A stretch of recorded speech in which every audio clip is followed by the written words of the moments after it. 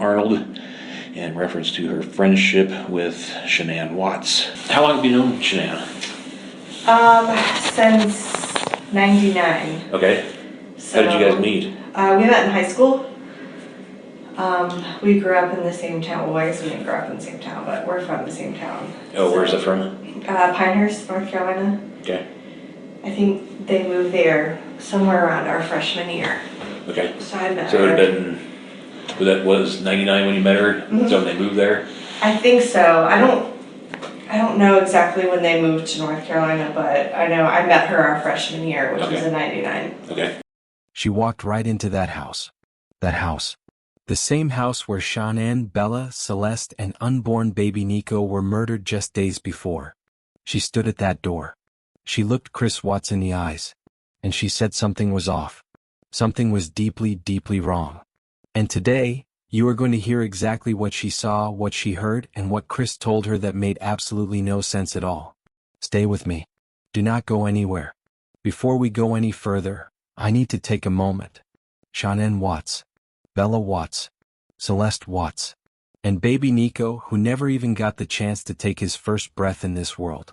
Lord, we ask that you hold these four souls close. May Shanann rest knowing she was loved, that she mattered, and that the world has not forgotten her. May Bella and Celeste play freely in your presence, those two little girls who brought nothing but light. And baby Nico, may he rest in the arms of Jesus. We will never stop saying their names.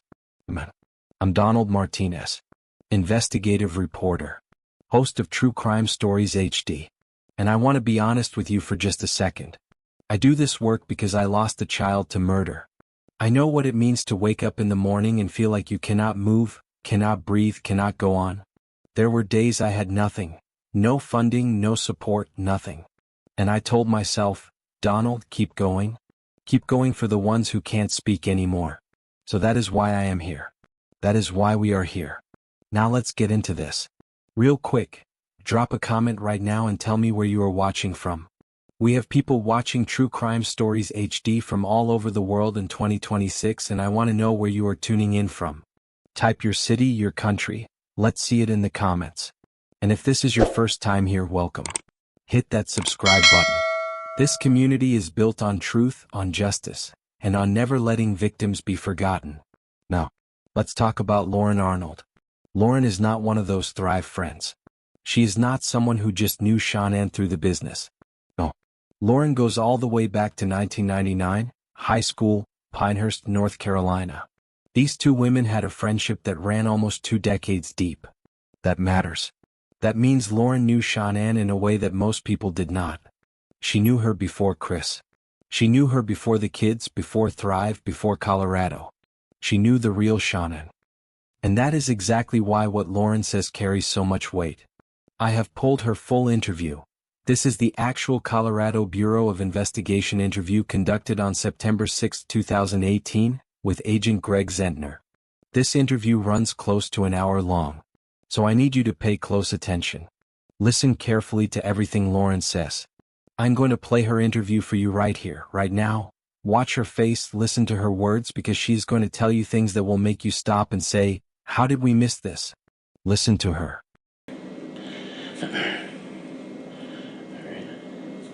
And were you guys fast friends? Yeah, I mean, we stayed really good friends all throughout high school, so for the whole 4 years. And then after we left, we lost contact for a year or so. And then we met up again when she lived in Charlotte. And we stayed in close contact ever since then. Okay. And then we both happened to move out here, so. Just coincidentally? They moved out here first. Okay. When you say they, who are you referring to? Her and Chris. Okay. They moved out here, I think it was around 5-ish years ago. And then my ex-husband and I moved out here a year afterwards. He's in the military, so we got stationed out here conveniently. Yeah, okay. Yeah. So obviously you met Chris. Yes. So tell me about the first time you met Chris. Do you remember? Yes, my ex-husband and I went over there for dinner. it was like right when we moved here, so it was 4.5 years ago. Okay. So we're talking late 2013, does that sound about right? Yeah. I'm trying to think of when I moved here. Yeah. I think it was either 2013, 2014. Okay. No, 2014. 2014? Okay. Yeah, we moved here in August of 2014, so Okay. we went over there within like a month or so of us moving here. Okay, so is that their house in Frederick? Yes. Okay. For dinner, you said? Yep. Okay. All right. And anything, that was the first time you met Chris? Mm-hmm. Okay. Did you go to their wedding? No. Okay. No, I think I was in California at that time, so I couldn't go. Okay. All right. So what was your first impression of Chris? He was really nice. He was quiet, but he got along with my ex-husband really well. You know, sometimes husbands are weird with other husbands, Yeah, right. but they seemed to get along pretty well. Mm-hmm. He seemed attentive and nice. Okay. Nothing unusual, nothing struck you as out of the ordinary, anything like that? No. Okay. All right. And see, did they have Bella at that point? Was it Bella? Yeah, it was Bella. Okay. Yeah, she was a baby. Just brand new then? Mm-hmm. But you've been in pretty constant contact with Shanann Yes. before that, so pretty much from early 2000s to the time that they moved out here. Yeah, yeah. I mean, I talked to her, like, we did wedding planning over the phone. I mean, I'd been talking to her pretty much the whole time. Okay. Do you guys have much interaction with them over the next few years? Within the last, like, 3 Yeah, within the years? last, ever since this first meeting with Chris. Oh yeah, I saw her more than him, but we pretty frequently would go over there for dinner, or they would have gatherings and stuff all the time. So, I mean, I was over there pretty frequently. Okay. If you had to estimate, how many times have you been to their house? I would say at least once a month for the last 4 years. Oh, okay, so a lot. Yeah. Okay. Yeah, and I talked to her pretty frequently. I mean, multiple times a week. Okay. So would you consider you guys pretty good friends? yeah. Did she ever talk to you about Thrive or anything like that? Yeah, that was definitely her business and her motivation for everything. I did it for a little while. Mm-hmm. Wasn't really my thing, but I guess I'm not real familiar with that. Can you kind of explain yeah, it to me? it's like a nutrition lifestyle. So you have these like shakes that you drink every day, and these tablets that you take, and then these patches that you wear. And the patches are supposed to be full of vitamins, and I don't know, it was expensive to me, so I didn't stick with it. But she seemed to, I mean, I could see where it was beneficial with her, because, you know, she has lupus. So she was always on like her medications, and she was sick for a while, but this seemed to kind of help her, you know, mentally and physically. Listen to every single word. Now here is what I want you to understand coming out of that interview. Lauren Arnold visited the Watts home at least once a month for 4 straight years. Did you see a difference in her? Oh yeah, she had a lot more energy, and she wasn't as like sick and down, I guess you could say. Okay. All right. Was that more of a function of a cleaner lifestyle, or do you think it was attributed to the Thrive product? I think it was both. It's kind of like when you work out, you want to eat better. Mm-hmm. I think it kind of went hand in hand. Okay. All right. And do you know was Chris using that? Yes. Okay. She had him on that. Yeah. Okay. I think she had everybody on it. It's kind of the impression I'm getting. Yeah. So if you were in contact with her, you were part of it. I mean, I gave it a shot. Yeah. I mean, I liked it. I don't know. I'm busy, and couldn't devote myself to it, so. Yeah, well, I'm sure it's it's one of the things you gotta really commit to. Yeah, you do. Okay. During any of the times you were over at their house or had interactions with them, did you ever notice any tensions between them? Did they act weird towards each other? Anything like that? Did you ever notice? No. No. They were kind of that, like, strive to be couple. They seem to be very equal in the way they do things. Like, she would cook dinner, he would clean up. She would feed the kids, he would help get them ready for bed. I mean, it just seemed to be a very working relationship. They communicated really well with each other, as far as I could see. They were affectionate with each other. So. Okay. Did you ever see any change in the level of affection? Kind of, yes. I don't know exactly what month is this? September. It's somewhere in the last 6-ish months. He was a little more standoffish. Okay. So whenever I would go over there, usually, he would be a little more interactive with us, I guess. And then the last, I guess, like 6 months or so, he would kind of just like stay to himself. Like, he would come in from work and go upstairs and just kind of like distance himself. Okay. And that was definitely different than what you were used to. Yeah, because normally he was always around, because we were always hanging out in the kitchen or in the living room with the kids or something like that. And he was always there interacting with all of us. Mm-hmm. But I would say at least in the last 6 months or so, he was kind of more isolated to himself. Okay. So let's say, if this hadn't happened, would that have caught your attention? I mean, it did catch my attention, but I've been married before, so, I mean, it could have been, and I knew that they were having some issues, but nothing that would warrant any, a worry or anything. Okay. Can you define issues for me? His mom was kind of a problem. They were His arguing. mom was? Yes, they were arguing a lot about his mom. What was that about, It's kind of like the disrespect she had towards Shanann.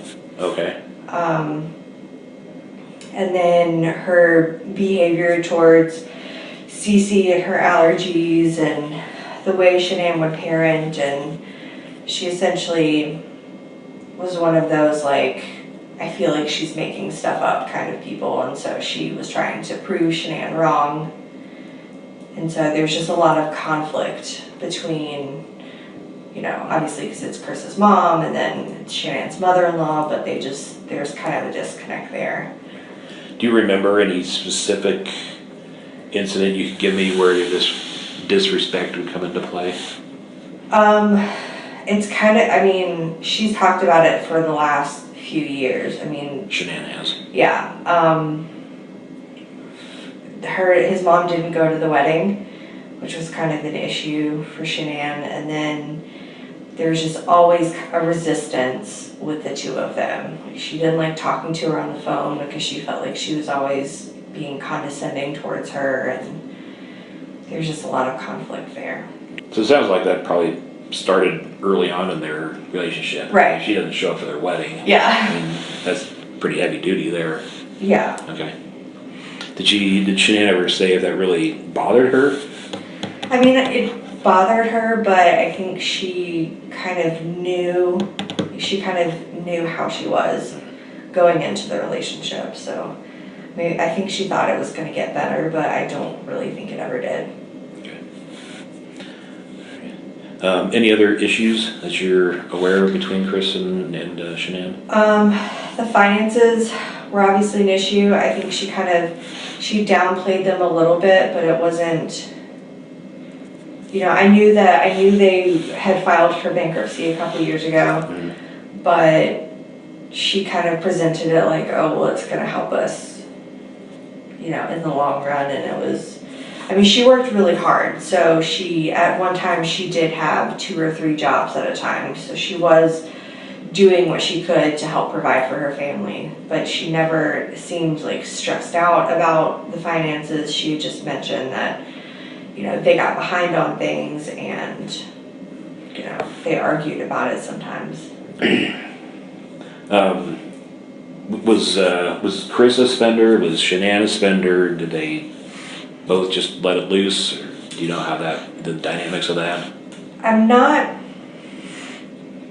really sure about his spending. I mean, hers seemed to be, it wasn't anything excessive. I know that once they had kids, she obviously wouldn't shop for herself the way she used to. I mean, they had really nice things. You know, they pretty much had everything that you could imagine you would need in a household. It kind of seemed equal on things. You know, she would buy furniture and he would buy like a new lawnmower or something. So, I mean, it seemed pretty equal. Okay. All right. But that was a source of tension at some point there, like you mentioned that they had arguments about money. Yeah, I'm not really sure the exact nature of the financial issues. I just know I had mentioned my own, and she was like, yeah, no, I understand. We're filing for bankruptcy. So it was kind of she didn't go into too much detail about it, but she did mention that there were some issues going on. Anything else that you can think of that would be classified as issues, relationship issues?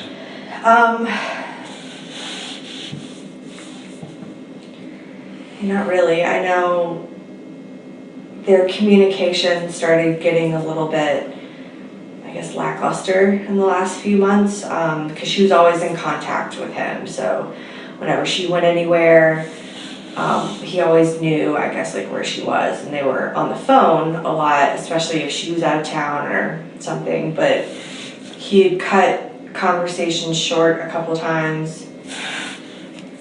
I think it just kind of goes back to like him being distant of sorts. So did she travel much with the Thrive business? Yeah, they traveled a lot. Okay. They had a lot of trips, and I say they because most of the time he went with her. Okay. So it was kind of rare that she would go somewhere without him. Unless it was, I guess, like the Scottsdale trip where it was just like a real quick weekend thing. But most of the time, whenever she went anywhere traveling wise, he went with her. Because it was kind of, they were in the business together. And were all those trips for business? Any of those pleasure? Yes and yes. Okay. I guess with Thrive, you earn the trips, so they are pleasure trips, but I'm assuming there's conferences and stuff that go along with it. Mm-hmm. So I think they're kind of both. Okay.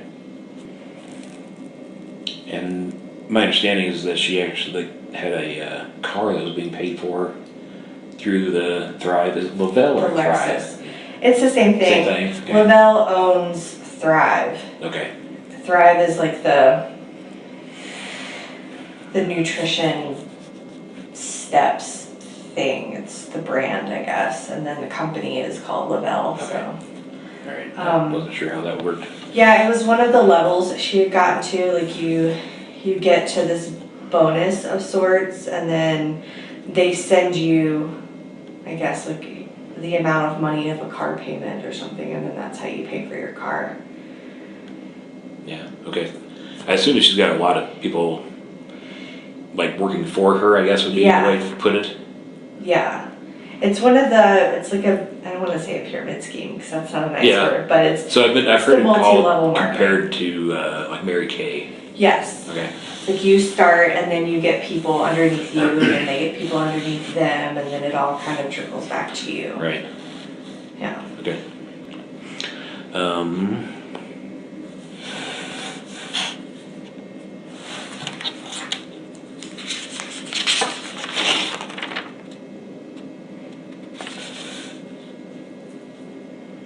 Back to the short conversations within the last 6 months or so. Did Shanann ever talk to you about those? Or about the fact that the conversations were getting short? It's something I've noticed, or something I noticed. It would mainly come up, she was never really like, hey, I'm having an issue. It was me talking about, one of my situations, and then she would kind of come in and be like, yeah, we're going through that too. So, I noticed that, he would call or she would call him and he wouldn't answer, or he would be real quick on the phone. And you can just tell she was getting frustrated. Like she would call and ask a question like about dinner or something, and then a few seconds later she'd be off the phone, and you can see that it was just one of those like, what the hell kind of things. And then like he would come home and, like I said, he would come in, say hi to the kids, say hi real quick, and then like go upstairs. Whereas before he would come in, hang out for a little while, talk to her, go upstairs and like clean up, and then come back down. But that all kind of, the behavior kind of changed a little bit. Started changing. Mm-hmm. And that's in the 6-month time frame. Yeah. Where did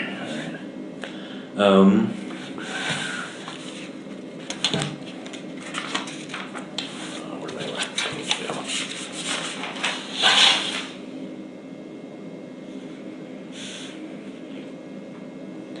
Did you ever go with her on any of these business trips? No.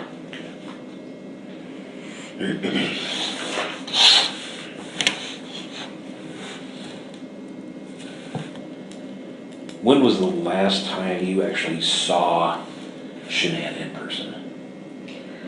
About a week before they went to North Carolina. Okay, so it had been, what, end of June?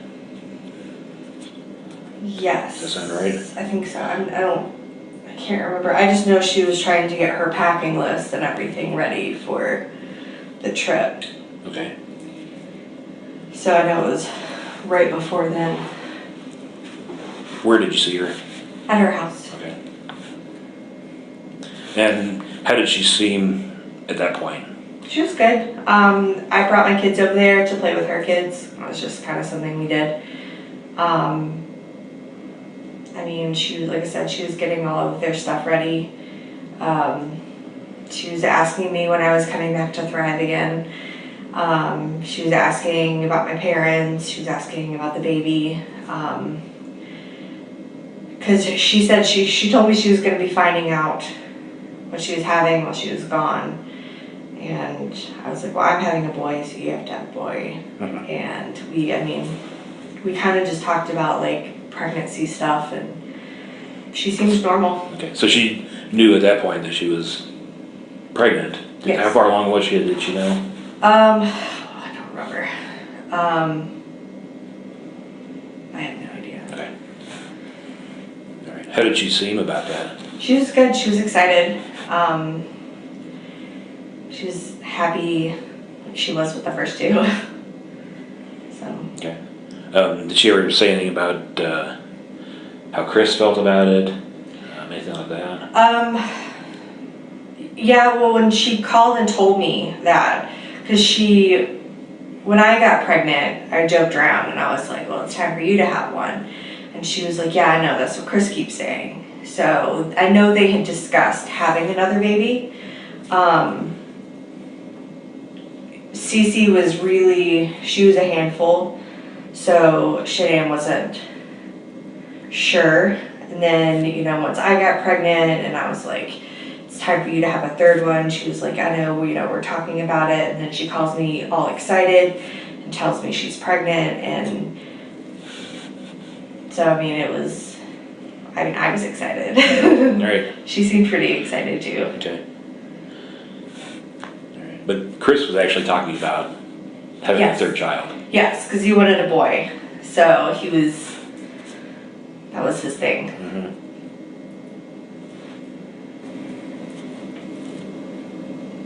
Yeah, he even joked around. He was like, if we keep having girls, then we'll just keep going until we have a boy.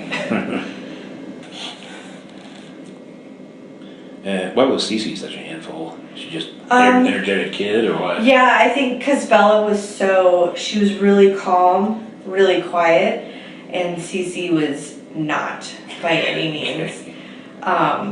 She's a hyper kid.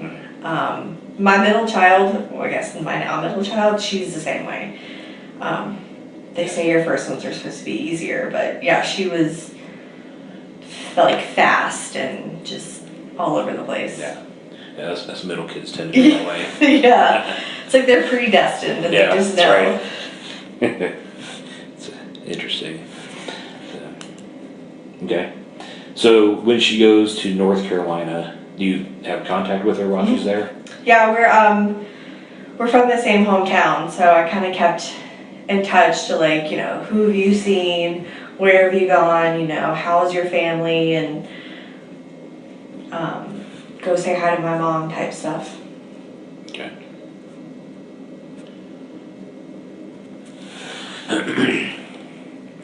Is this all text messages, phone calls, Facebook Messenger? All of three, it? All yeah. of it? Okay.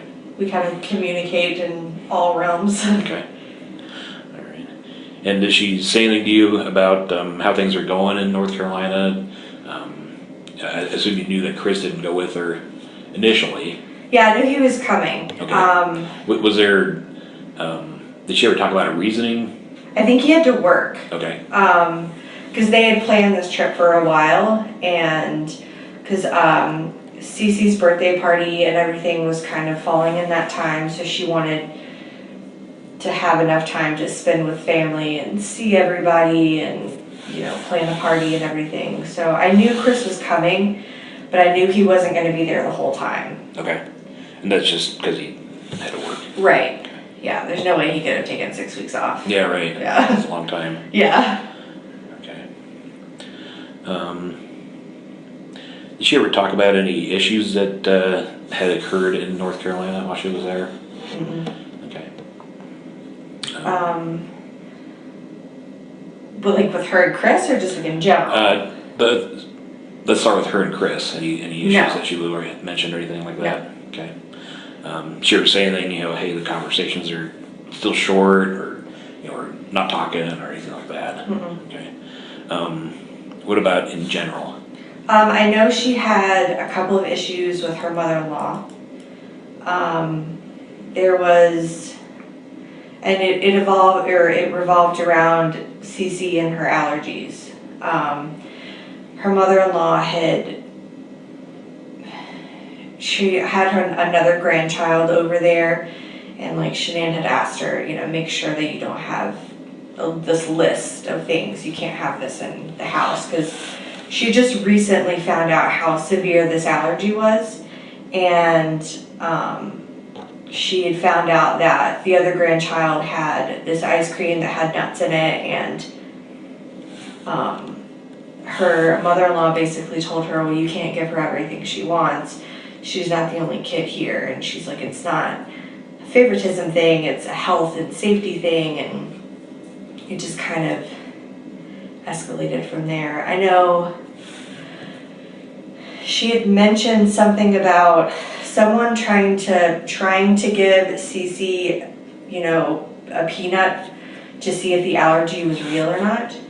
I don't know if they actually gave it to her or what happened, but it was this huge ordeal.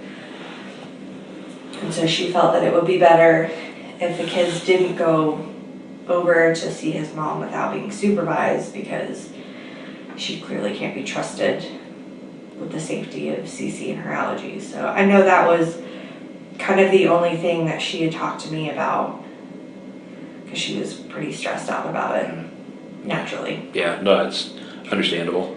So that caused quite a bit of consternation. Yeah. Okay. Yeah. All right.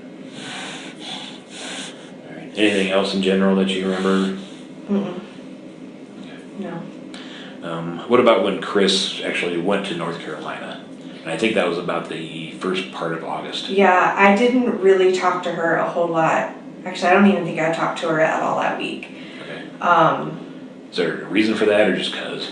Yeah, I went into preterm labor. Oh. So I was in the hospital for about a week or so. She reached out and texted me just to make sure I was okay. But other than that, like, we didn't really have in-depth conversations. And then it was my daughter's birthday and my mom was here. So it was just kind of, we didn't really talk a whole lot in that time period. Okay. I actually didn't talk to her until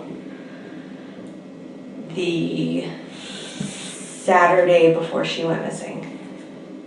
Okay. And was that a phone call when you talked to her? Okay. Did you see any of her Facebook posts during that first week of August while she was in North Carolina with Chris? Yeah. Anything unusual strike you about those? Different? No, I saw they were at the beach, and I saw, that's really all I remember, is actually them being at the beach. Because I didn't know when he got there. But then, like, I had seen the pictures and stuff, and I saw that he was there, and I was like, oh, good, Chris got there. And then that was kind of it. Okay. And I think that she came back with the kids on the 7th. Does that sound right? Yeah, it was something like that. Okay. Because then she left, like, a few days later. Okay. Is that when she went to Arizona for the, I guess, Thrive conference? Yeah. Okay. That was just a weekend thing, right? Yep. I believe she left, like, that Friday and then came back. Okay. Sunday night, Monday morning. Okay. Do you know who she went to Arizona with? The same group of people that I think she normally goes with. I know Nicole was there. I know there's a couple of other girls that were there too. I know Amanda was there, and I'm pretty sure Cassandra was there too. Nicole, do you know Nicole? Mm-hmm. Is that Nicole Atkinson now? Uh-huh. Okay. Yeah. Who's Amanda? Amanda Thayer. Okay. And who's Cassandra? Cassandra Rosenberg, she, I haven't met her yet. I've talked to her a bunch, but she's one of Shanann's friends from, I don't know where they met actually, but she's in the Thrive business too, so. Okay. She just moved here recently. Oh, she did? Okay. A few days ago. Oh, like literally recently? Yeah, like right before, it was last week, actually. Okay. Alright. So you last spoke to her on Saturday, August 11th, does that sound right? 12:30, yes. Okay. Do you remember about what time that was? No. Okay. No, it was kind of a quick conversation. I asked her when she was coming back, and she told me, she was like, I'll be back late Sunday night, Monday morning. We were supposed to get together that week because she had her gender reveal party coming up, so I was going to help finish off that. We were going to get the girls together for one more play date before everybody went back to school full swing. And then it was kind of it. It was kind of a quick conversation because I was like, I just wanted to make sure she was going to be back before I started making all these plans. Okay. And then I messaged her Sunday. On Facebook message? Yeah. And I asked her, because I had forgotten what she said, and I asked her again when she was going to be back. And she didn't respond. That was on Sunday? Yeah. And then... She did not respond? No. Is that unusual for her not to respond? Yes. But it was also like 2 in the afternoon, and I knew she was traveling, so Okay. it wasn't really that big a deal. Monday, I text her. Okay. Let me stick with Sunday here real quick. So Sunday you messaged her, but that was the only contact you had or tried to have with her? Is that? Yeah, because I knew she was traveling. I didn't know what time or anything. So I was like, okay, well I'm gonna give her time to get home, and then I'll bother her about when to see her. Okay. Okay, so Sunday you have this, you try to send her a text, message, whatever. You get no response. Monday, do you try to contact her Monday, or does she contact you or anything like that? No, I knew she had a doctor's appointment in the morning. Okay. Usually I talk to her afterwards. So I waited, I text her around like 11:30, 12, and I was like, how did everything go? Like, when do you want to meet this week? And I didn't get a response. And then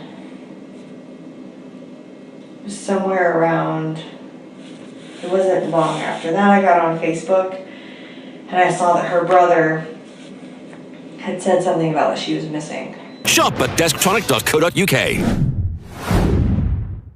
So the fact that she didn't respond to your initial text about her doctor appointment, was that unusual? Yes. Is she pretty good about returning texts? Yes. She literally has her phone on her hip or in her hand at all times. Okay. Okay, I talked to her brother it was around 2 o'clock. Okay. Is that when you saw it on Facebook? No, Or is that when you talked to? I saw it on Facebook, so I talked to him about an hour after I saw it, because he was like, hold on, I'll call you. Okay. And then I text him my phone number, because he called me on Facebook Messenger, because he didn't have my number. And then I text him my number at 2. So I had already known. So about 1-ish? I'd say like 1:30, 1:30? 2 o'clock, Okay. yeah. And his name is Frank? Frankie. Is that right? Yeah. What did you see on Facebook? I had to read it again, because he said something like, you know, my sister's missing, and there's a picture, and she just left North Carolina, so I thought at first maybe it was one of those, like, she hadn't talked to him or something, so he was like, oh, my sister's missing because she won't return my calls kind of thing. I went back and read it, and it was legitimately, nobody can find her. And I was like, that doesn't make any sense. So then I sent him a message, I think, on Facebook, and then he called me freaking out. And I was like, well, let me go by there and see what's going on, because I'm the only person here from North Carolina, so I was kind of, well, besides Chris, but you know, I'm kind of their only like go-to at this point. So I was like, let me go out there and I'll let you know what I can find out. But I had to pick my kids up from school, and I didn't end up going out there until almost 5. Okay.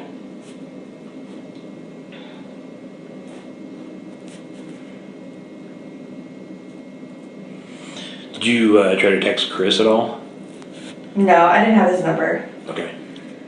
Otherwise I would have. Right. Yeah. That's why I just went out there. Okay. All right.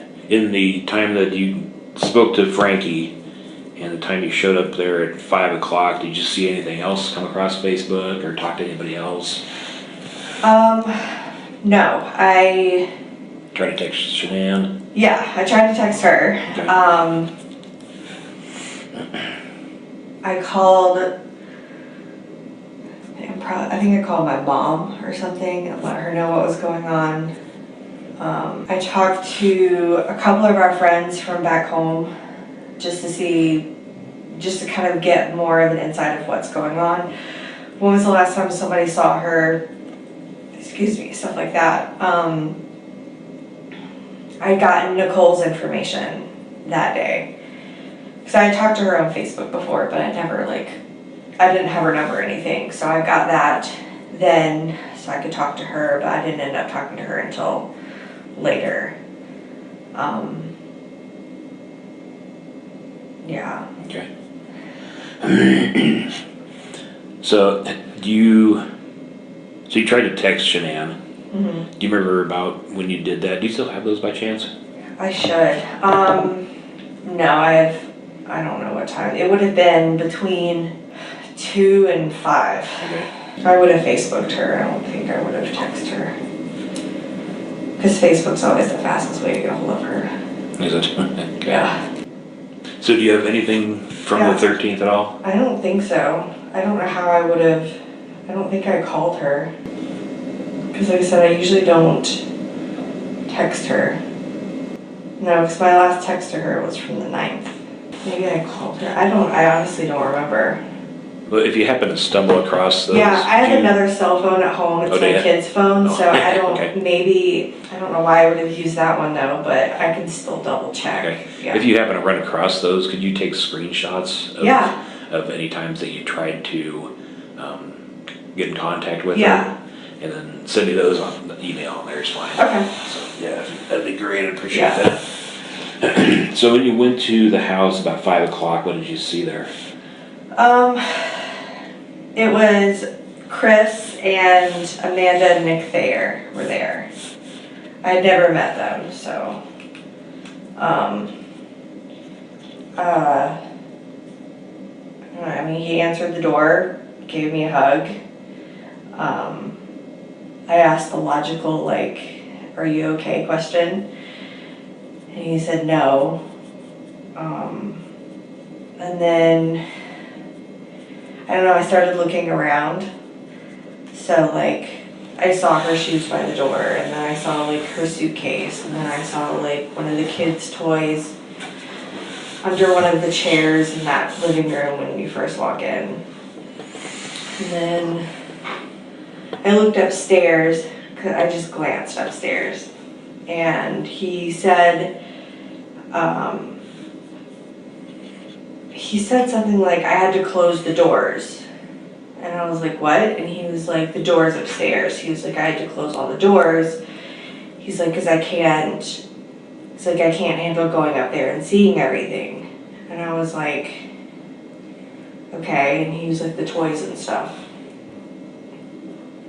So we walk into the kitchen where the Thayers were, and I noticed that there were like toys and stuff in the living room. So my first thought was, so you can see the toys downstairs, but you can't see the toys upstairs. But, you know. Mm-hmm.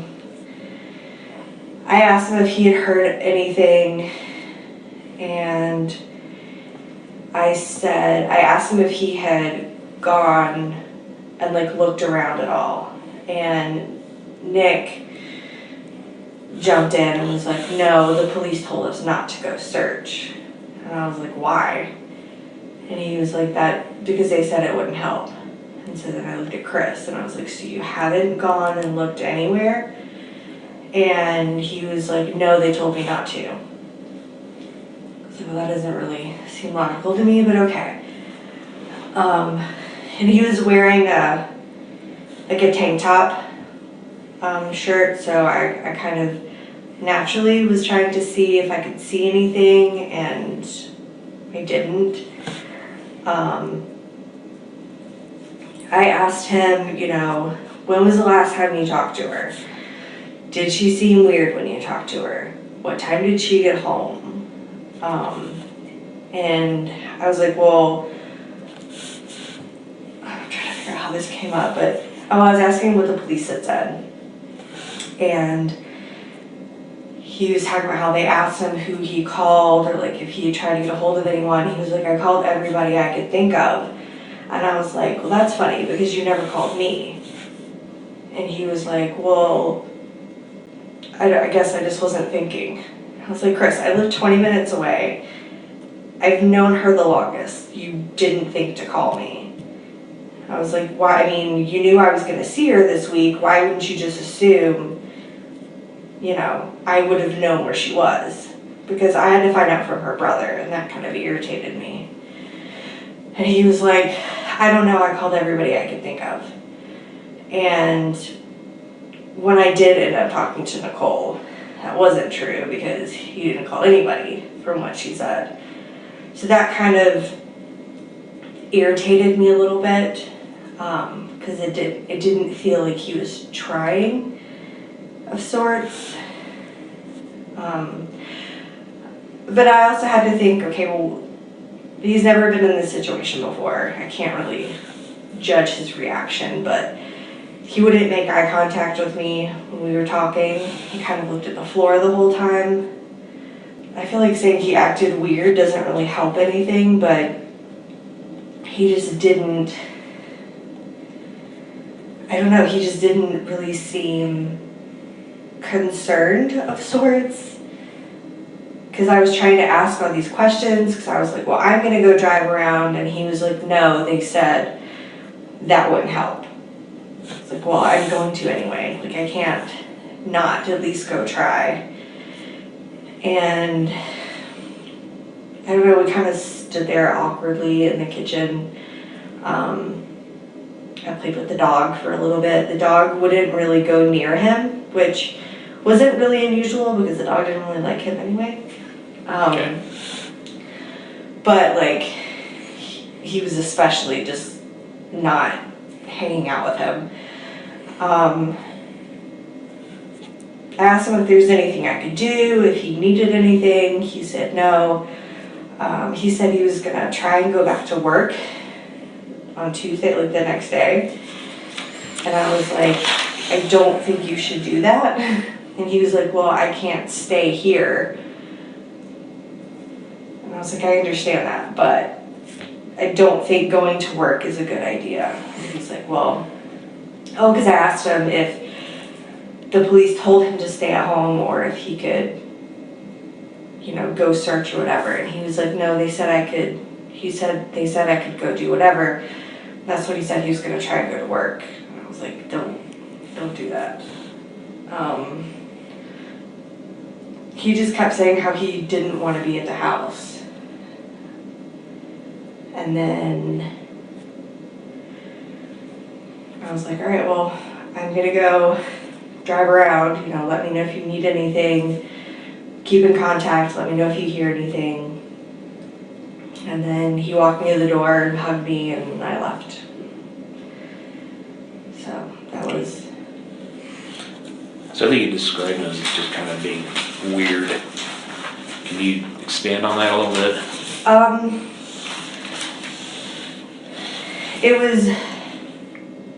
It wasn't that he was sad.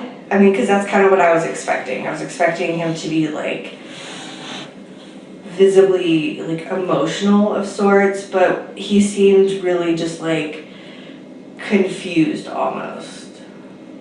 Like I said, he wouldn't make eye contact, so whenever he would talk, he would look kind of down at the floor. So it was almost like he was in a daze and just talking. Like he just wasn't, there was no, what I felt like there was no connection between him and what was going on. He was just kind of physically there and just talking. Okay. Was his demeanor that day different than other days you had seen him? I mean, he wasn't like smiling and happy or anything, but then again, there was really nobody there. It was kind of, he was just very,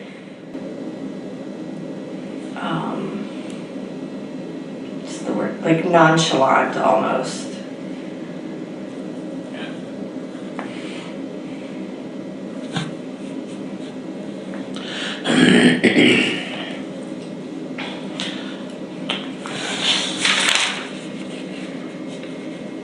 Tell me about the shoes at the door.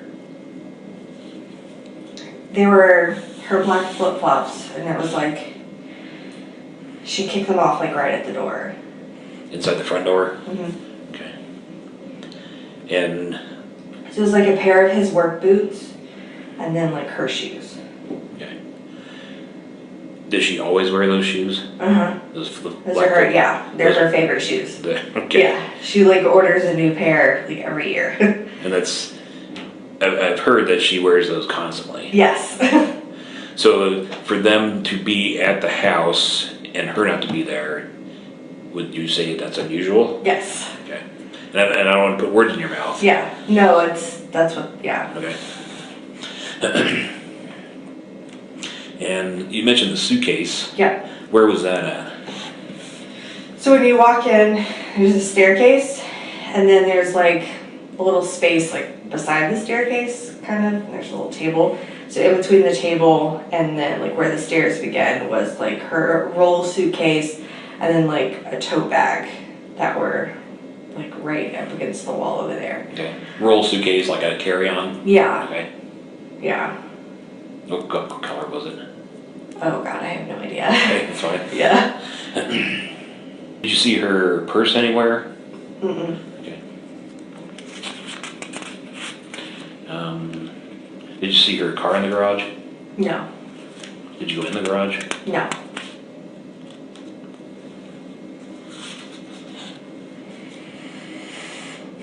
It would have, but I felt like it would have been awkward if I was like, hey, can I go look around? Yeah, right. Yeah. So when we made that comment about closing the doors upstairs, what was your thought process when he said that to you? At first I thought it was weird that he had mentioned it because I kind of just looked upstairs, and it's sort of a habit when I go in because like your eye just kind of automatically wants to look around, I guess. And so from downstairs you can see like their bedroom door. You can kind of see a little bit upstairs. So I just happened to just like glance and look around, and the door was closed, and he just volunteered the information that he went up there and closed all the doors because he couldn't go up there, and he was like, I just can't see what's up there. Did you comment about the doors being closed? No. Was that unusual for the doors to be closed? Was that something you'd even pick up on? No, no. I just, like I said, I just happened to glance upstairs, and I looked, and then I guess I looked back downstairs, and he was like, oh, I closed all the doors. I was like, okay. And then he just kind of went into the explanation that he couldn't go up there and didn't want to see, like he said he couldn't handle seeing their rooms or something, and the toys and everything, and I was like, okay. So the door that you could see that was closed, which door was that? Their bedroom door. So the master bedroom? Yeah. Okay. Could you see the girls'? I mean, I would have if I would have looked over, because their rooms are on this side, and the girls' rooms are on this side, and their room is right there. So I would have had to like looked, because I wasn't like far enough in the house yet. But if I would have kept walking and then looked up, then I would have seen. And he mentioned something about their toys. Yeah, he said he couldn't handle seeing their stuff, or he said going up there, and seeing all of their stuff. He's like, I can't be up there. But then I noticed, like, when we went into the kitchen and I looked into the living room, there was a bunch of toys and stuff in the living room. So my first thought was, so you can handle seeing toys and stuff downstairs, but you can't handle seeing anything upstairs, which kind of, I don't know, irritated me. Not really irritated, but it just didn't make any sense to me. Okay. So at the time he makes that comment to you, does it strike you as unusual, or do you pay attention to it? Do you just kind of brush it off? No, I definitely paid attention to it. Okay. Because up until that point, I mean, nothing was, besides them being missing, nothing was really weird about the situation. And then once I got to the house, and I saw that her shoes were there, and I saw that her luggage was still downstairs and not put away, and then he made that comment, like, right when I got there. It was just it just didn't feel right. So something's striking you as unusual. Oh, yeah. About the situation. Yeah. Okay. Are there normally toys scattered around downstairs? Not if the girls aren't home. If the girls are home, then yeah, there'll be toys and stuff downstairs. But if they're not home, then Shanann cleans up everything. She's kind of OCD, neat freak. Pretty tidy about everything. Yeah. I think you mentioned something about you were looking at Chris to see if you could find any injuries. Tell me a little more about that. I noticed that he didn't have sleeves on, so I just kind of, as I was talking to him, I was trying to see if I could see anything. So like I looked at his hands, and he was kind of sitting at an angle, so I could only see like one side of him. So I looked to see if like there were scratch marks or bruises or something on his arms or whatever, and I didn't see anything. So something's triggering you to look at, see this. Yeah. So you think he's done something? At this point, I do find his behavior very suspicious. Okay. Is there anything specifically that's triggering it, or is it a kind of a combination of everything? It's kind of a combination. It was a feeling that I had gotten. His demeanor, his random comment about the doors being closed upstairs, him not wanting to go look for her, it just, everything kind of piled up together. I don't know, it didn't feel right. So I've heard from other people that he's not an overly emotional person to begin with. But I think you described him on Monday as not emotional about the situation. Right. Could you tell a difference between the two? I mean, I've never really seen him in an emotional situation before. So normally whenever I would see him, it was for like Super Bowl or a holiday or a dinner party or something like that. So I've never had to see him having to use any emotions besides being happy. And like I said, I can't really judge a person's reaction to a situation that they've never been in before. But when your wife and your kids are missing, you just kind of expect someone to be at least sad or anxious or, you know, just some kind of something. And there was just nothing. Like there was just nothing there. So if I were to describe it as basically flat, Yes. would that be fair? Yeah. Okay. Let me throw something out. So, from your experience, would it be normal for somebody, if their kids and wife are missing, would they be flat like that, or would they be hysterical? I mean, I feel like there should be a medium in between the two. Okay. Because I think it was late enough to where he wouldn't have been hysterical anymore, but it was still too early for him to have completely shut off his emotions. Okay. So I feel like while I was asking him questions or talking about them, like I feel like he should have expressed some kind of something, and I wasn't getting anything from him. He just, I don't know, it's like almost robotic, I guess. Okay. Did it appear that he'd been crying? No. Did he expand any more on why he wasn't going to go look for them, other than the police told him not to? That's all he said. Well, that's what Nick said. Because I asked Chris, and Nick answered for him. And I was kind of like, okay, well, I was talking to Chris. So they wouldn't let me, I don't want to say let me, but I wasn't able to talk to him by myself. So Who else was there with him? it was Nick and Amanda there. So they stayed with him Yeah. the entire time? Okay. Because I tried to talk to him in that living room area before we got to the kitchen. And then, you know, Amanda came in and like introduced herself. So I never really got, I don't want to say alone time, but like I couldn't talk to him one-on-one. It was the three of them. And I didn't know them, so it was kind of awkward. But he answered the question for Chris about why they weren't going to search. And then when he mentioned wanting to go to work the next day, I was like, so you want to go to work, but you're not going to go look for them. And that was when Nick was like, well, the police told us not to. I was like, I know you said that, but that doesn't mean, like, you don't have, like, that doesn't mean you have to. Like, you should at least want to go look. And Chris was like, well, I don't see the point.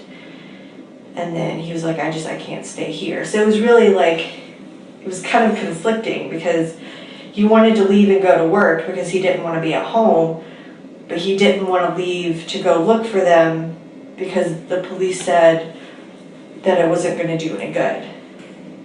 Chris ever say anything about the girls' medication still being there, anything like that? Talk about the medication for the girls or for Shanann? Were you aware that they were on medication? And that was for? Well, Cece had her medicine for her allergies, so there was always like the EpiPens. I don't know what all Shanann was on, but I know like she, with her Thrive routine, she has like her shake every morning and stuff like that. So all of that was there apparently. And she never and there was no dishes in the sink, so she didn't like have her shake that morning. She didn't give the girls breakfast. So that was kind of unusual. Do you know if she takes any other prescription medications? Not that I know of. I'm not really sure. She ever talked to you about having migraines? Yeah, she hadn't had them in a while. I think, I know when she got pregnant that she was having migraines more frequently, but that happened with her last 2 pregnancies also. Okay. And my understanding is she recently had some neck surgery. That was last summer, is that right? Mm-hmm. What was that about? I don't even know what it's called. My mom had the same surgery. I don't know. I know that like they went in through the front and they did something with her spine, and then she was in a neck brace for a few weeks. She seemed to recover pretty fast. Okay. Yeah. Any major complications with that you're aware of? Mm-mm. Okay. No, she just hated wearing the neck brace. No, I'm sure it doesn't seem like a whole lot of fun. Yeah, she said it didn't go with any of her clothes. Fair enough. Yeah. Okay. Let's see. So, anyone else at the house when you were there? Mm-mm. Just the Thayers, Chris, and the dog. When do you leave the house? I was there for maybe 20 minutes. 20 to 30 minutes. The kids were in the driveway in the car on their tablets, so I didn't want to like leave them for too long, but Sure. I didn't want to bring them in either, so I couldn't stay for too long. But I mean, I guess at that point there was really nothing I could do. Yeah. What do you do when you leave? I go get gas at the gas station down the street. Okay. I kind of took the long way of sorts, so like I kind of drove through the neighborhood a little bit Because? to see if I could find anything. I drove to where I could see like the back of their house, because I couldn't remember if there were houses and stuff back there yet. Because when they first moved out there, it was nothing but a field, but they were starting to develop, so I wanted to see kind of what was going on back there. Just to look around to see if I could see anything, just because I wanted to find them. So I drove around the neighborhood, went and got gas, and came back to my house.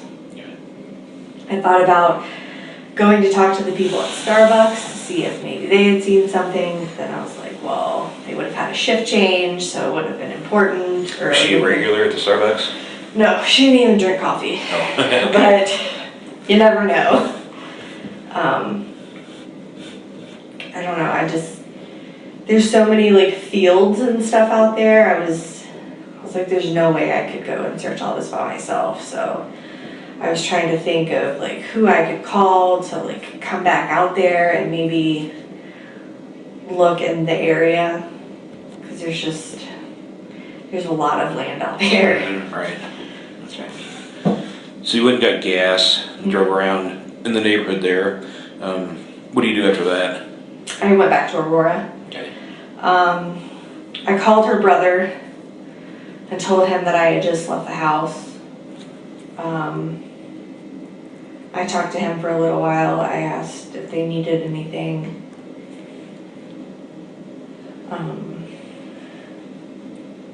I think I probably got back on Facebook to see if anybody had said anything.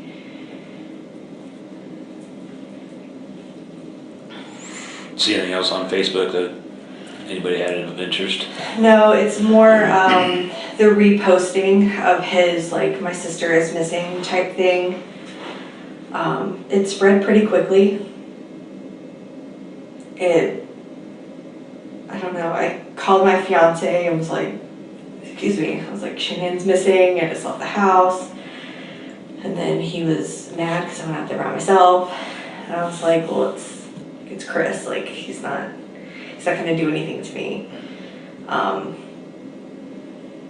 then, I don't know, I went home and I think I called another one of our friends from back home to see if she had heard from it, like heard anything.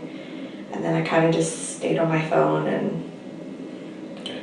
Do you have any contact with anybody else involved with this? Did you talk to Chris at all? I didn't talk to Chris after that day. Okay. I talked to Nicole the next day.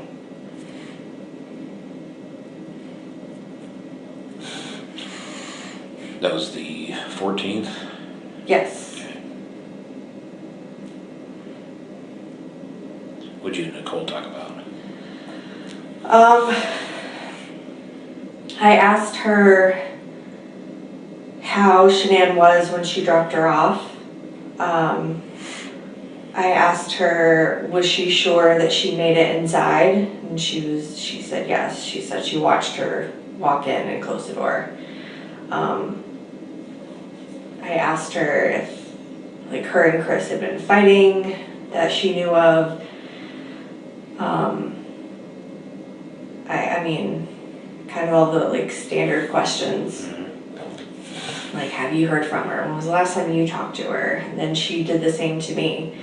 When was the last time you talked to her? Did she say anything to you? And then we kind of both started to, like, worry more after talking to each other, because she usually talks to one of the two of us at least every day. And so now that it had been pretty much 24 hours since we knew that she had at least gotten home and nobody had heard from her, we automatically knew something was wrong. Because even if, hypothetically, she had decided to run away and take the kids, she would have at least contacted her family to say, hey, I'm okay, I just had to get away. She's not that kind of person, but she would have contacted somebody. And so that's when we knew that something just wasn't right. Okay. Let me back up to Monday, when you go to the house. So we talked quite a bit about Chris and the toys in the house and the suitcase. Anything else at the house unusual that you noticed? Anything strike you as unusual? No, Place. It was really quiet. No, it wasn't. No. Okay.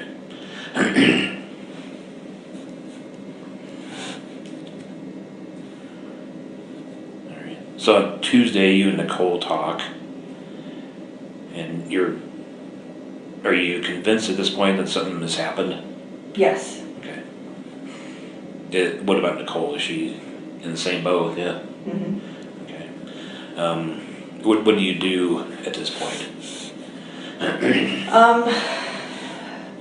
We were trying to coordinate getting a search party together. We didn't know really where to start because there wasn't really, we don't have a whole lot to go on, so I didn't know where to start. And we were waiting to see what happened because we knew the dogs were coming out to the house. We saw that Chris was doing an interview. I talked to her mom a few times to see if maybe she could tell me where to go look. It was just kind of a, like, wanting to do something but not really knowing where to start kind of situation. Right. Okay. Do you guys actually get a search party organized at all? No. Okay. We never got that far. Okay. Are you still trying to contact Shanann? No, I'm not at this point. Okay. I knew the police had her phone, so there was really no point in trying to contact her when she doesn't have her phone. Right. Okay. And I knew that on Monday. You knew the police had her phone on Monday? Uh-huh. Okay. How did you know that? I don't know. I think either her mom told me or her brother, because I'm assuming they had talked to Chris or they talked to Nicole because Nicole was there when the police got there. So I'm pretty sure it was her mom that told me that they had her phone. Okay. So once I found that out, there was, like I said, there wasn't even a point in trying. Yeah. Did Shanann wear a smartwatch? Yes. Did she have that on her all the time? Did you ever go back to the house? Anything else about Tuesday that you remember doing specifically to try to find Shanann and the girls? No, I started getting all of the phone calls and stuff from reporters on Tuesday. How did they put you together with her? I had made a post on Facebook. If you see anything, if you know anything, blah, blah, blah. I don't know. I don't even know how they got my phone number. They're good at it. Yeah, so it's their job. Yeah. So a lot of Tuesday and Wednesday was not talking to reporters. So it was a lot of like random texts and phone calls and being driven crazy by all of them. Sure. So, watching the news a lot, seeing if we could find out anything. Yeah. Okay. Are you talking to any of her friends? I kept in contact with Nicole. I talked to her friend Christina that lives in Hawaii, because she talked to her all the time. So I was, we were communicating back and forth because she was like, let me know if you hear anything. I'll let you know if I hear anything. Checking on her parents, making sure they're okay. Her best friend in North Carolina, I talked to her a lot. It was a lot of phone calls and texts and I don't know anything. Okay. Those were frustrating days. Sure, I can understand that. Okay, so anything else about Tuesday that kind of stands out for you? No, no. I think we saw the interview Tuesday night. What was your impression of the interview?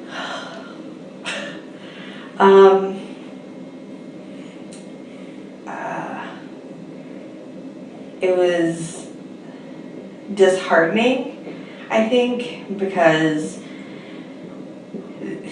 he was still kind of emotionless, but the emotion that he did have was not the right emotion. I feel like he was almost cocky in the interview, and that was kind of alarming to me. I don't think that was, like I said, there's no like correct behavior for this situation, but that was a wrong one. And a lot of like some of the things he was saying didn't make sense.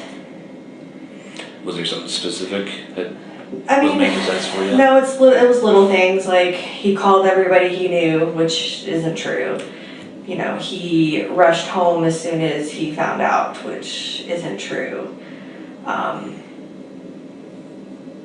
Just the way he said some things, or the things that he wasn't saying, it was just all very, it's like he had tried to like rehearse it, but he didn't do it right. So it came out odd.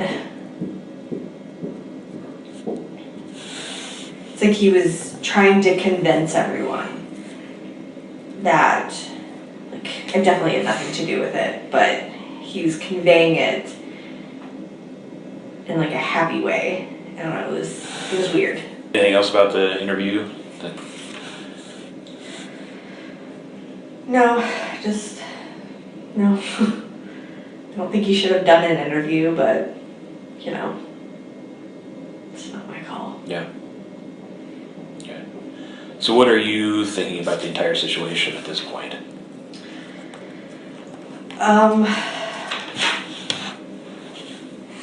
Like at that point? Yeah. Okay.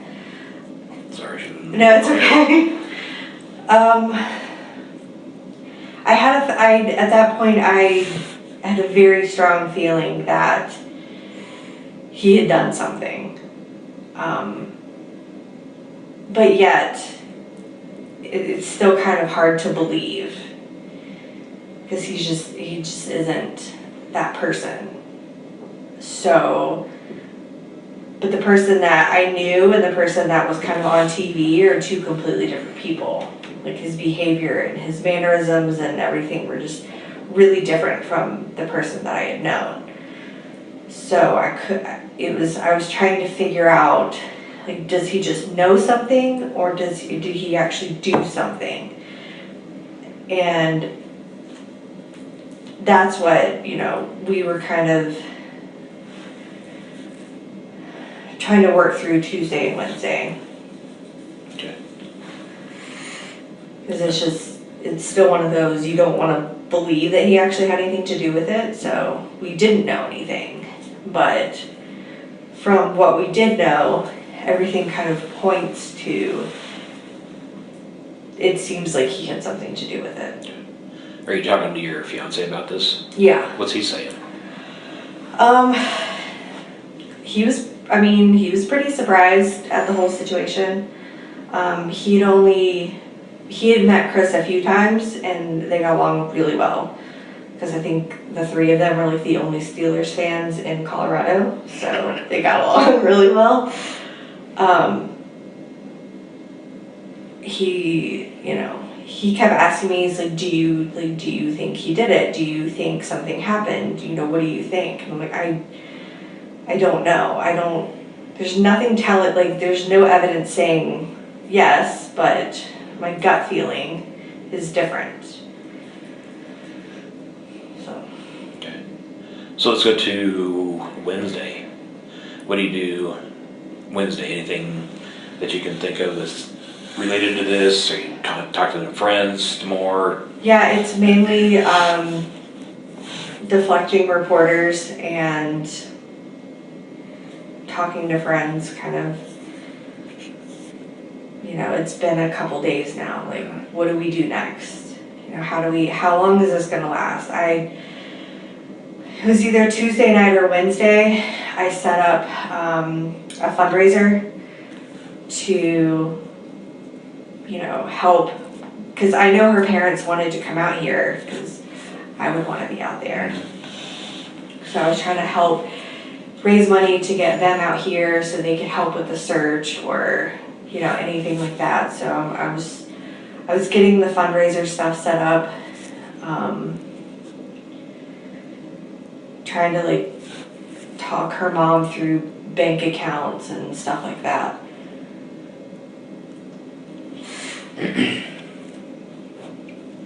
That's the GoFundMe It was the Facebook fundraiser.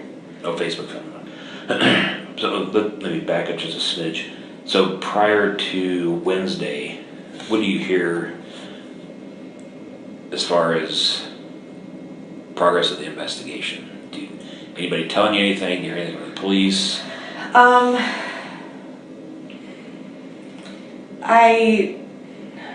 Yes and no. I talked to Amanda Thayer. I don't remember when the dogs came out. That had to have been Tuesday. I was on the phone with her because she was still with Chris at the house. And she said that the dogs had just left. And I was like, well, what happened? And she said they didn't find anything. And I said, well, how do you know? And she was like, because they didn't say anything. And I was like, well, they're not going to tell you if they found something. And she was like, well, Chris isn't a suspect, so they would tell him. And I was like, okay, clearly you don't know how these things work, but okay. I was like, so you're sure they didn't find anything? And she was like, no, they didn't find anything. And I was like, okay, so what else? She was like, they searched the house, you know, they did a thorough search of everything, and she was like, they didn't find anything, so we're gonna take Chris to our house. I was like, okay. And that I kind of, like, knowing the little things that I know about law enforcement and stuff, I feel like when they don't tell you anything, then that's when there is evidence. So in my mind, them saying nothing to him said more. So I kind of started to like internally freak out because I feel like there was more going on than what they were letting out. I know there was something about the bed sheets not being on the bed. And that was a huge red flag to me. Who told you about the bed sheets? Nicole. Did she tell you how she knew that? She was inside the house. Did she comment about that being unusual? Only after I said something. What did you say to her? I said, that's not right. And she was like, I know. Just because of how Shanann is, she wouldn't, like, her bed is never, like, stripped of sorts. So, like, if she's remaking her bed to wash her sheets, she makes her bed again. Like, she would have just left it all unmade like that. So her bed's always made? Yes. What about the kids? Always made. Sometimes, like, it's either right after they get up or as soon as she gets home from taking them to school. But, I mean, she does all of her cleaning and stuff in the morning, so her house is always really clean. I don't know how she does it. Okay. All right, so Wednesday, more of the same, dodging reporters, talking to friends. Yeah, I had the Facebook page set up. Excuse me. So I had like the fundraiser, the Facebook page. I don't know. Wednesday's kind of a blur. It was just, my phone was just going off like crazy. Just constant people and questions and yeah. That's kind of why I wanted you to come down here in person to see Yeah. that we weren't trying to jack with you. Yeah, no, I understand. I have to be careful who I talk to. I understand that. Anything else about Wednesday that stands out in your mind? Okay. So I assume at some point on Wednesday you hear about Chris being arrested. Yes, her mom called me. Her mom called you. Mm-hmm. Okay. And what's your initial reaction to that? I think I had a panic attack. Think so? Not like a severe Full one. breakdown. But yeah, because up at that point I'd been like, you don't know what's going on. Like they're just missing at this point. But then once he gets arrested, you know, kind of makes everything a little bit more real to the worst case scenario. So I talked to her mom, and then maybe 10 minutes later, it was like all over the news that he was arrested and had confessed. And then What does her mom say to you? she tells me that they had taken Chris into custody, and I said, for what? And she said, on suspicion of, I think she said on suspicion of murder. She said, he just said that he knew where they were. She said, but the news is gonna report something different. So I knew what I was gonna see before I saw it. Because the news and everybody was saying that he had confessed to murdering all three of them. My understanding was he had only confessed to knowing where they were. So they were still not alive, but he wasn't saying, yes, I did it. So even then, you know, it still could have been like anything at that point. I don't know, it was pretty shocking. Even though like I think I had known, and I had tried to prepare myself for him to be arrested in connection with all of this, it was just still kind of like, it's Chris. It just didn't really make any sense. And I assume you've seen all the subsequent stories that Yes. have come out, and some true, some not so truthful. So I assume you saw one specifically related to him dating somebody at work. Yes. Tell me about that. Did you have any knowledge of that? Did Shanann ever she suspect she that? had made jokes kind of about just like if he didn't answer a text or something, she's like, oh, he's probably with his work girlfriend. But I never really like probed her about it. In those 6 months where his behavior had kind of started to get a little bit distant, I thought about that, and then I thought about, well, maybe he was having an affair. But even then, it seemed weird, because he didn't really seem like the affair type of person. I mean, 6 months ago, if he would have asked me, was Chris having an affair, I'd be like, absolutely not. But since seeing his behavior change, and I could see it.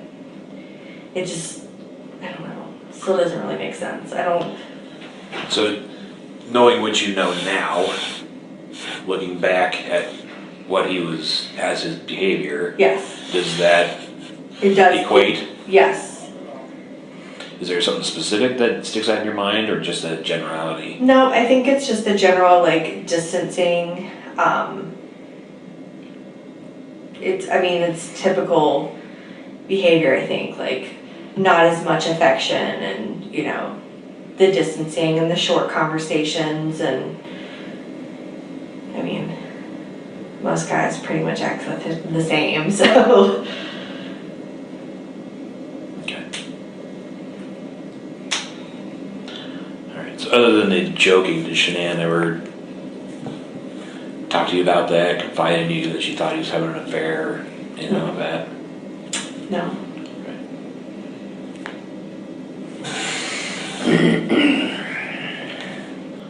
Alright. Anything we haven't talked about that you think we should? Is there something we need to cover? I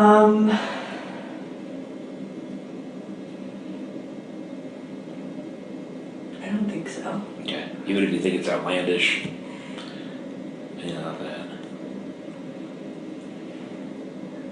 Not that I can think of.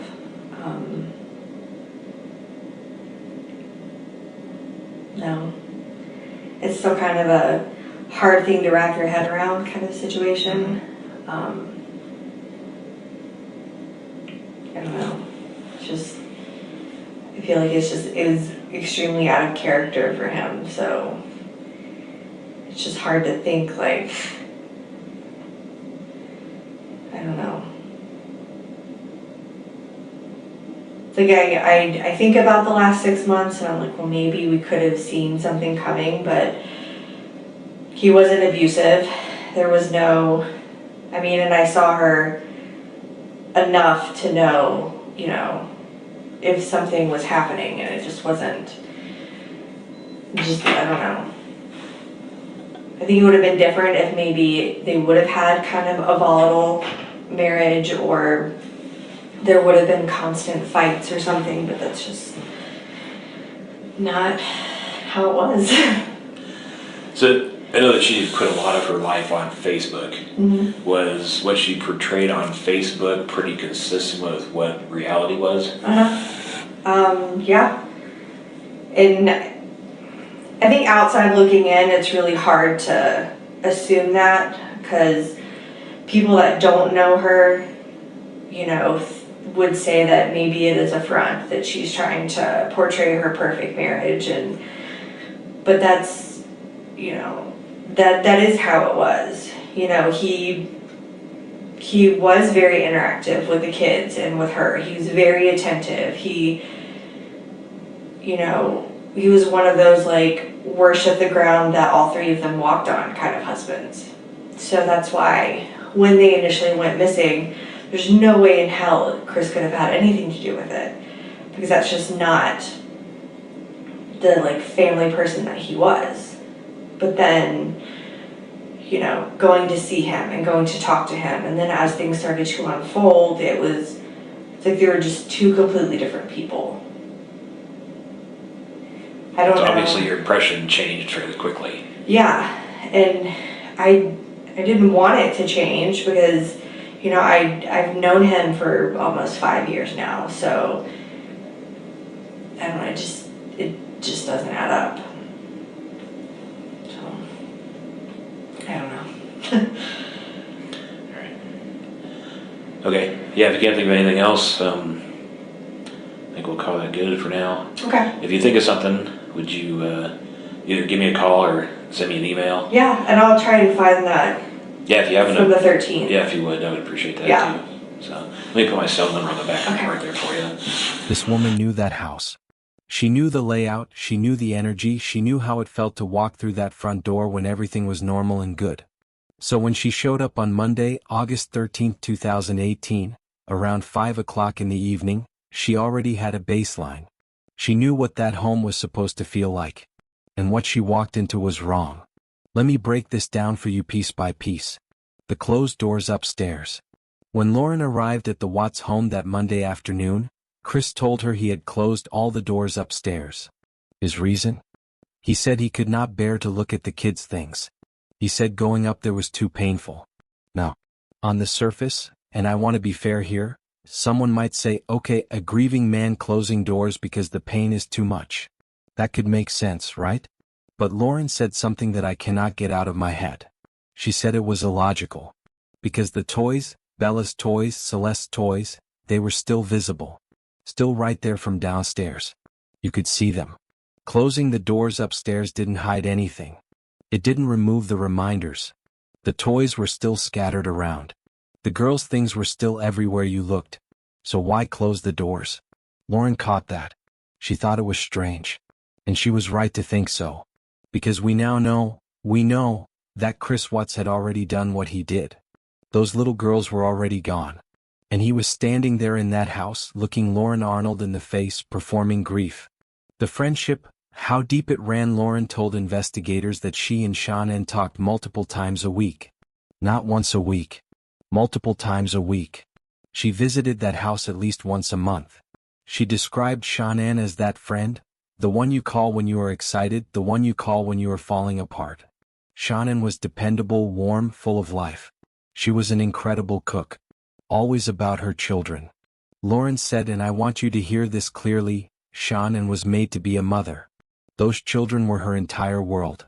Bella, the quiet and sweet one. Celeste, the little firecracker, full of energy, always climbing on something, always into everything.